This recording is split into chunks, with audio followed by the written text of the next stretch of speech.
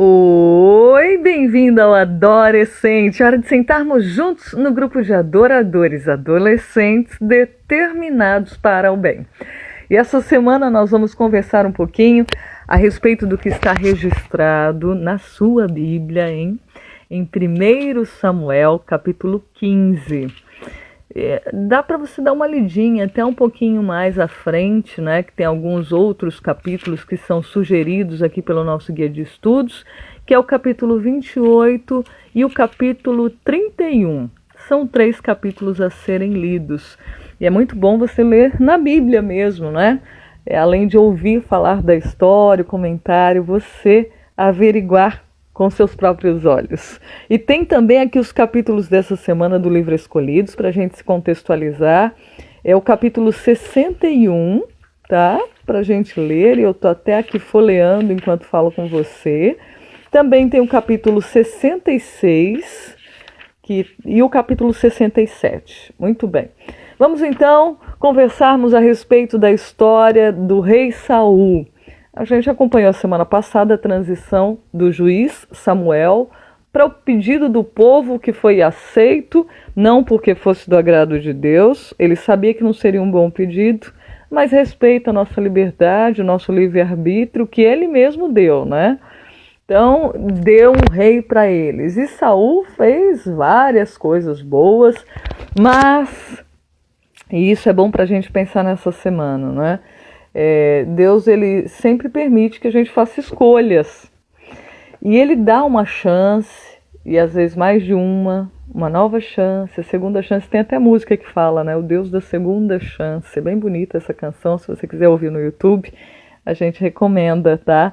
Mas quando você recebe uma outra chance e desperdiça e joga fora e lança fora, despreza como fez Saul, as consequências não são boas, não. Veja só, Deus dando oportunidades para o ser humano, não é? E aqui, o nosso guia de estudos fala a respeito da oportunidade, inclusive, que Deus deu não só para Saul fazer o que é certo, apesar de ele ter teimado, ter feito o que não era para fazer. Lembra lá o caso de Gilgal, onde Samuel repreendeu ele porque ele fez um sacrifício, né? Ele deu a desculpa que os soldados estavam indo embora, ele precisava fazer logo esse sacrifício e tal. E Samuel falou assim: mas você sabe que isso é uma função só do sacerdote, não era para o rei fazer. E aí ele, com as desculpas e etc e tal, e Samuel falou: olha, você desobedeceu a Deus.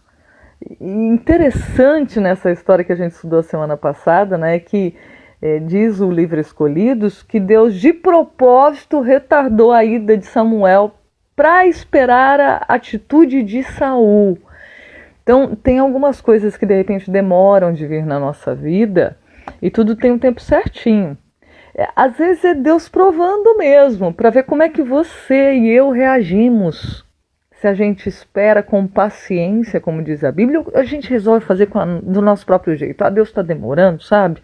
Tipo Sara e Abraão, eles estavam já idosos, né, gente? Olha aí a lógica, né, do corpo humano, de nascer uma criança com a idade hiper avançada, estava lá acima de 90 anos, né, ambos, e resolveram mesmo assim não esperar mais, dar um jeitinho deles. E como é séria essa história de a gente antecipar, não esperar, não ter paciência. Só faz caca, como diz o pessoal, né? Só faz besteira e traz danos a si mesmo, né? E é o que aconteceu. A história de Sara e de Abraão mostra até hoje. As guerras e conflitos ali no Oriente são resultado de não esperar em Deus. Aí, entre irmãos a confusão. Né, dentro da família, não era necessário isso. Viria Isaac, não teria Ismael e não teria essa confusão que existe.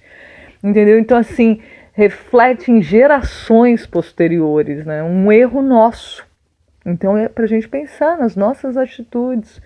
Tenha paciência, tenha calma. Mas fato é que mesmo Saul tendo feito isso, desobedecido a Deus, Deus dá uma nova chance. E Samuel chega com a recomendação de Deus para Saul. É o seguinte: Você deve destruir todo o povo chamado os Amalequitas. E quando você lê a história na Bíblia, diz que Deus esperou 400 anos. Olha só a paciência de Deus, né? Para que esse povo mudasse de comportamento. Ele adiou a execução dos Amalequitas todo esse tempo. O que aconteceu com os Amalequitas? Lá no Êxodo, o povo de Israel estava cansado, tinha acabado de sair do Egito. Imagina, né? Mulheres, crianças, todo mundo aflito, entrando num deserto, esperando na providência divina para o alimento de dia e noite, escassez de água. Não é fácil não, cansados, abatidos, né, enfrentando uma nova realidade, e os amalequitas não tiveram dó, não tiveram piedade, mataram muitos israelitas. Você vê, né? Imagina você cansado, morto, e vem alguém ainda com embate forte contra você. E não foi embate só de guerra verbal, não, foi física e mortes. Então atacaram sem dó, sem piedade, e pessoas indefesas, né? Cá para nós. Os israelitas não eram hábeis em espada, em armadura, em nada disso. Eles saíram como escravos do Egito. Ou seja, gente covarde. Tem gente covarde, não tem? Pois é, os amalequitas eram esse tipo de gente, eram cruéis mesmo. E ainda Deus esperou que geração após geração houvesse uma mudança de comportamento, e não houve. E aí Deus deu a sentença, então, agora é o seguinte, Saul, você vai destruir os amalequitas. Eles são cruéis e não mudaram de atitude. Então agora está na hora da execução, da sentença dada. E nas mãos de Saul foi dada essa responsabilidade. Aí o que Saul fez? Foi lá, em vez de aniquilar todo o povo, como Deus disse que era para fazer, ele trouxe o rei deles com vida, pegou os melhores animais, os melhores alimentos, as melhores coisas e levou para o acampamento de Israel. Puxa, Samuel ficou numa tristeza profunda quando Deus falou com Samuel e falou assim, olha, você vai lá, porque Saul, de novo, me afrontou. De novo, né, me desobedeceu.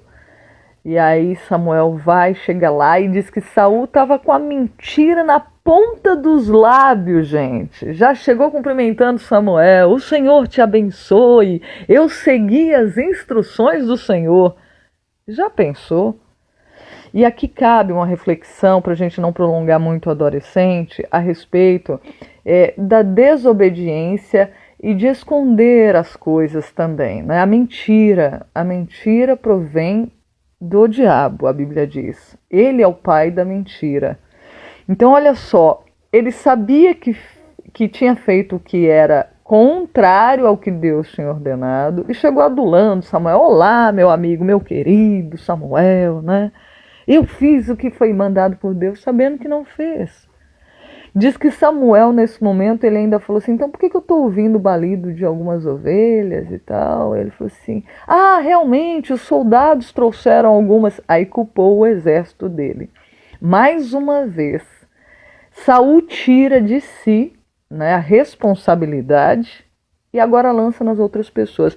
Então, a pessoa que não obedece a Deus, que não respeita a Deus, que não tem temor a Deus, veja o comportamento, são dicas de como ela age, como reage em algumas circunstâncias. Deus dá uma ordem, ela não cumpre, e sabe quando ela é chamada a atenção a respeito do assunto, ela joga a culpa nos outros.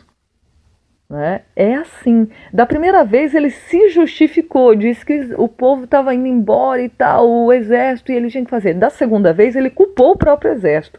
E disse que o exército ficou sabendo disso e se irritou profundamente, porque na verdade era o rei quem determinava se podia ou não qualquer coisa. Quer dizer, eles ficaram até indignados com o próprio Saul. Que falso, né? Em outras palavras.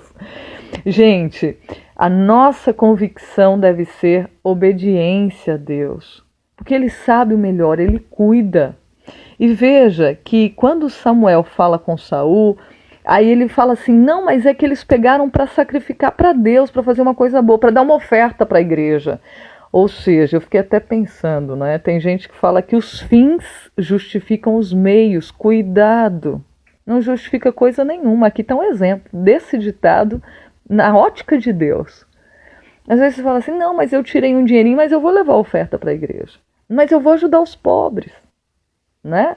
Ninguém nem sabe que eu estou usando de forma ilícita, inclusive não estou devolvendo os impostos, não estou fazendo as coisas e tal, mas também é muito pesada a carga tributária do país, etc. Concordo. Entretanto, Deus diz, dai a César o que é de César e a Deus o que é de Deus. Entendeu? Então, assim, Deus diz aqui através de Samuel, obediência quero e não sacrifício. Né? Então, Deus precisa nos ajudar nessa semana a pensarmos com atenção a respeito da obediência.